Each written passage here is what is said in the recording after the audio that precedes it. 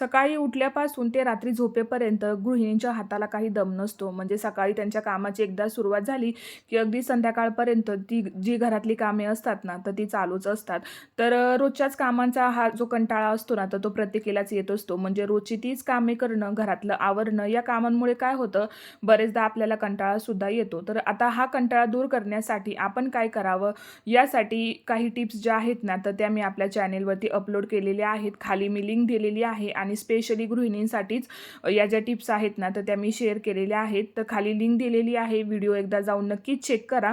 तर आता इथे सकाळची माझी कामे जी आहेत ना किचनमधली, तर ती आवरायला घेतली. त्याच्यासोबतच घरातली जी कामे आहेत बारीक-सारीक, तर तीसुद्धा मी करायला घेतली. तर इथे सिंकमधली सगळी भांडी वगैरे क्लीन करून घेतली आणि त्यानंतर मग किचन ओटा जो आहे तो स्वच्छ क्लीन करून घेतला. आता दुपारची वेळ झालेली होती. कपडे बाहेर सुकलेले होते.